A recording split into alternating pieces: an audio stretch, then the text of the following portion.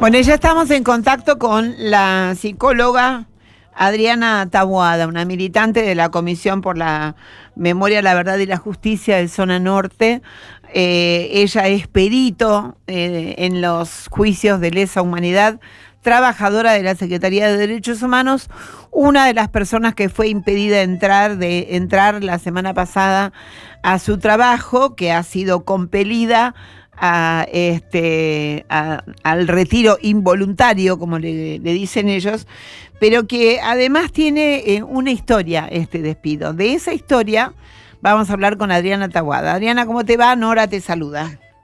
Buenas tardes, Nora. ¿Cómo andás? ¿Todo bien? Estás? Todo lo bien que se pueda en esta situación, sí, complicada. Todo lo bien que se puede. Bueno, yo necesito que me cuentes antes el antecedente que vos ya tenías de una comisión que había pedido tu cabeza a la Secretaría de Derechos Humanos con anterioridad por ser una subversiva participante del juicio, perito de los juicios a los genocidas. Sí, bueno, cuando cambia la gestión, asume Milei, unos días antes, mejor dicho, de que asumiera Milei, y con los militares suponiendo que junto con Milei ellos llegaban al poder, así sin más, creo que por eso, con una vicepresidenta como la que tenemos, además, que es de la familia militar, una organización de militares retirados le escribió una nota a Milei pidiéndole en principio que desarmara la Secretaría, desmantelara, cerrara la Secretaría de Derechos Humanos, y que particularmente pedía por la cabeza de un abogado llamado Tauber Sanz, abogado de la Secretaría, de un perito llamado Ariel Rossi, con el que trabajo hace 13 años, médico legista, y la mía. Bueno, esto no se produjo de esa manera, pero bueno, a lo largo de todo el 2024... Los fundamentos, decinos, porque es interesante. El fundamento, conmigo en particular, tienen... Bueno, ellos decían que nosotros repudiaban la forma de trabajo que teníamos, ¿no? Como que no éramos éticos, no éramos idóneos, tenía que ver con esto, incluso en esa nota ponían nuestro nombre, apellido, la profesión y la matrícula, o sea, bien claro el hostigamiento y la persecución. Sí, un escrache. Un escrache total, sí.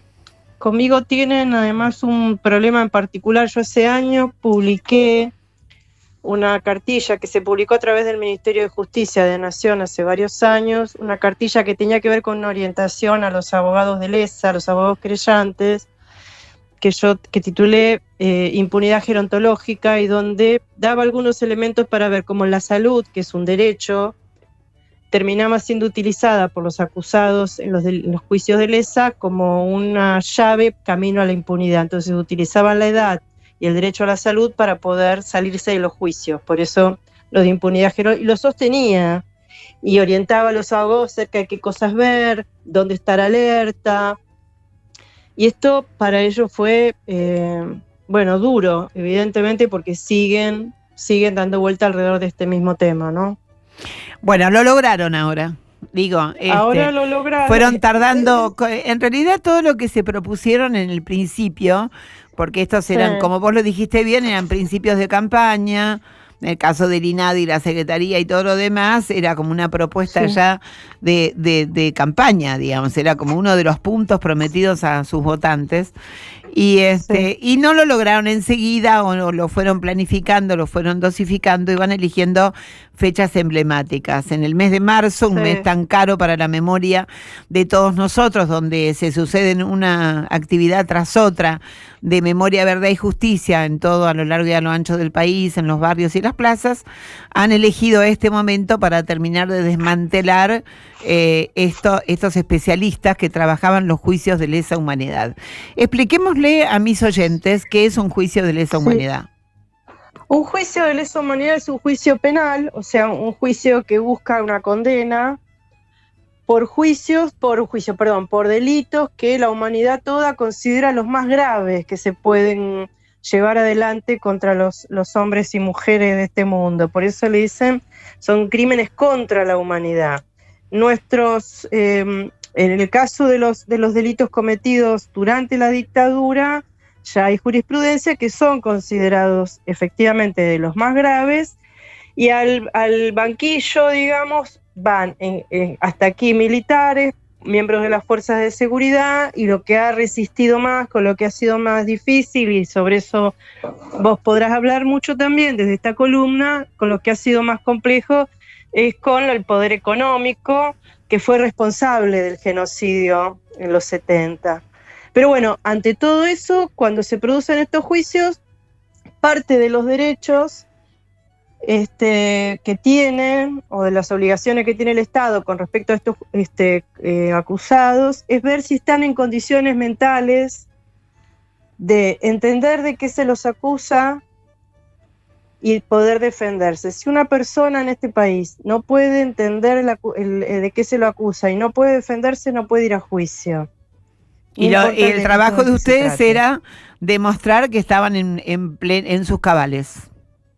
Sí, o acordar que no lo estaban. O acordar que también no lo estaban, nosotros, sí, claro, obvio. También acordar de que cuando alguien no está en condiciones, nosotros decíamos no está en condiciones. Claro. Y fuimos desarrollando también como cierta experiencia en ir reconociendo simulaciones, porque una cosa que pasa, es que tratan de simular patologías que no tienen.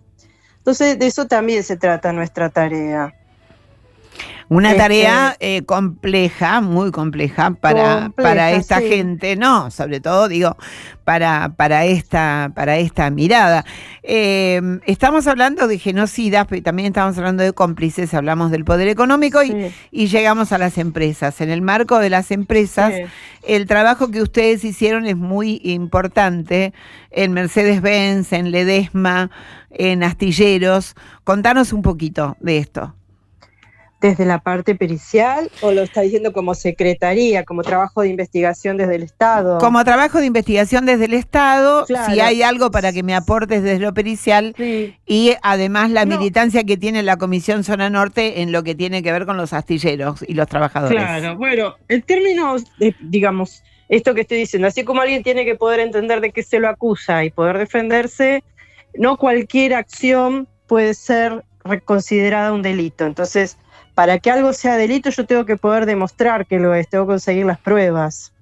Y en lo que hace el poder económico, las empresas, obtener esas pruebas es muy complejo. Entonces requiere de un trabajo de investigación y de construcción de esa información que tienen que llevar adelante especialistas. Es como lo que pasó en estos días con el gas que le pegaron en la cabeza a Pablo Grillo, y los peritos pudieron, ¿no?, con su conocimiento científico, ver cómo era la trayectoria, identificar quién fue. Bueno, se requiere construir la información también con el poder económico. Exactamente. Entonces, ahí el trabajo de la Secretaría es muy importante, porque es el Estado Nacional, y el Estado Nacional tiene acceso a distintas fuentes, a distinto tipo de información que no siempre es tan accesible para los particulares, o se complica un poco más para las organizaciones. Entonces, toda la tarea de investigación, de encontrar las pruebas, de construir esas pruebas. Cuando digo construir, no digo fabricar como inventar. No, se llama construir una causa, no es que te la invento, sino que pongo todos los elementos tangibles y posibles de ser llevados a un juicio, digamos, para que tenga sentido, o sea, no es fantasía. Y le doy un sentido, efectivamente. Y no es fantasía. Y no es fantasía, por eso mismo. Entonces, es muy importante. Después, además, están los abogados de la Secretaría, que son los que después tienen que ir al juicio o tienen que estar en la instrucción, aportando todo esto y dándole sostén y diciendo cuáles son los delitos, cuál es la pena que correspondería, a quién le correspondería. Y hay que poder convencer al juez también. Hay que darle todos los elementos para que un juez concluya, la sentencia es una conclusión de qué es lo que pasó y quién es responsable de lo que pasó, y las condenas, si es que correspondan, o las absoluciones, que también las hay. Uh-huh. Que también las hay. ¿No? Que también las hay. En el caso particular, mi espacio de trabajo político, social, es la Comisión Memoria, Verdad y Justicia de Zona Norte, que se conformó hace 29 años para un 24 de marzo, cuando se cumplían 20 años del golpe, y que tomó la lucha de los obreros navales en la zona norte, sobre todo en Tigre San Fernando, como un ícono de lo que fueron las luchas obreras, la lucha del movimiento obrero en la década del 60-70. Obreros que fueron fuertemente represaliados,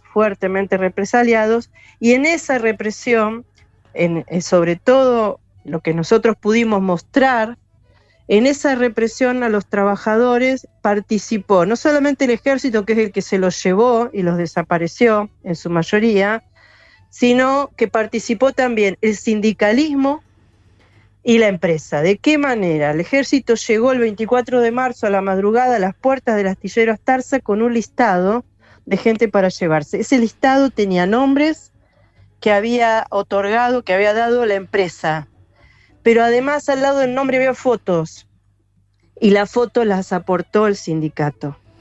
Entonces, algunos gremios, algunos dirigentes, no como una política del sindicato. No, claro, en este caso ese sindicato, en ese momento el SOIN, el Sindicato de los Obreros Navales, claro, era un sindicato traidor, claramente no todo. Un sindicato colaboracionista.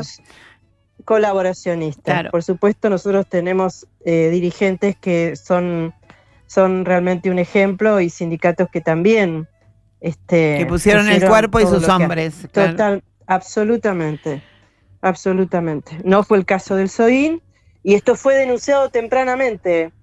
Además, esta connivencia entre la empresa, el poder económico, el sindicalismo entregador y las Fuerzas Armadas. ¿En qué condiciones quedan ahora? Digo, se ha desmantelado no solamente con ustedes, sino con muchísimos empleados, trabajadores con experiencia en lo que es la conservación de la memoria, la verdad, la justicia y en el desarrollo de políticas públicas en ese sentido. ¿En qué condiciones hoy quedan entonces las causas abiertas, los juicios abiertos y todo esto, en la medida en que está desmantelado en la Secretaría de Derechos Humanos esta expertise? Bueno, el juicio, para que los oyentes entiendan, cualquier juicio para llevarse adelante requiere tener un juez o jueces, si es un tribunal, una parte que acusa y una parte que defiende. Con esas tres patas un juicio se lleva adelante. En los juicios de lesa, la pata acusatoria sería el Ministerio Público Fiscal. O sea, los juicios van a seguir. Pero la Secretaría es como una parte que, al presentarse y ser tenida en cuenta, podía aportar mucha información, podría hacer una defensa de esas pruebas. O sea, es importante ser parte de un juicio. Obviamente. ¿No? Bueno, esto queda debilitado. En algunos casos ya no se va a poder hacer. Por ejemplo, en Córdoba, ya hace unos meses se echó a los 3 abogados que tenía la Secretaría. O sea, en Córdoba, que además tenía jurisdicción sobre La Rioja, Catamarca, ya no hay abogados de la Secretaría para... Claro, son las causas del tercer cuerpo de ejército, ¿no? Por ejemplo, la Perla, para acusar, en el caso de la Perla, ya no tenemos abogado. En Corrientes no lo hay tampoco, no lo hay en Mar del Plata, no lo hay en Bahía. Y aquí en Capital, jurisdicción de Capital y San Martín, que es toda la causa de Campo de Mayo, se ve fuertemente debilitada porque había 7 abogados aquí, de los cuales al 31 de marzo quedan 3, que si 7 eran pocos para cubrir todo, imagínate 3. Entonces no, hay causas que no se van a poder cubrir o no se van a poder cubrir de la misma manera. Una persona no puede estar respondiendo todo. Claramente. No, aparte un juicio lleva mucho esfuerzo, mucha concentración, es mucho trabajo. Sabemos así que queda debilitado. Perito ya no hay, discúlpame, perito ya no hay. Conmigo se va la última perito. La última perito. No va a haber peritos de parte de la Secretaría de Derechos Humanos. Yo igual te quiero anticipar que yo que fue lo que hice durante 10 años, yo me vuelvo a poner a disposición de los organismos de derechos humanos y los querellantes, y voy a intervenir como perito de parte, obvio, representando a las víctimas. Pero el Estado Nacional, el Ejecutivo Nacional ya no tiene perito. O sea, esto se debilita, es importante. Claro, pero se debilita en una acción programada, digamos, ¿no? Totalmente. Acá en lugar de hacer una cosa de cuajo, lo que fueron haciendo es en cuentagotas. Por goteo. Por goteo. Una cosa además de mucho desgaste emocional, porque echaban gente, después la reincorporaban, al tiempo volvían a echar, algunos volvían a quedar. Adentro de la Secretaría hay policía, hay puertas cerradas, hay un ambiente de meses y meses de mucho estrés, de mucho hostigamiento, entonces tampoco era sencillo trabajar así, ¿no? Ahí quedamos los trabajadores defendiendo todo lo que podíamos defender, pero en condiciones complejas. Este es un Estado, sí. Estas políticas de Estado y este Estado, yo acuño una frase que puede parecer soberbia, pero que realmente la pienso: este Estado no nos merece. Tenemos que volver a construir, volver a poner de pie el Estado que daba gusto pertenecer, porque uno lo engrandecía todos los días con su trabajo de hormiga, con su trabajo cotidiano. Este Estado en estas condiciones no somos carne de cañón para que nuestro cerebro sea su puré cotidiano, así que vamos a seguir peleándola desde el llano y no nos van a congelar, claro. No nos van a congelar. No, a ver, para nosotros y nosotras que realmente queremos un mundo distinto, todo puede ser utilizado como una herramienta. Absolutamente. La radio, ¿no? El trabajo con los organismos, un trabajo barrial, no sé, todo para nosotros puede ser una herramienta de construcción. La cola del supermercado, la verdulería, también. En todos lados uno puede meter una ideita.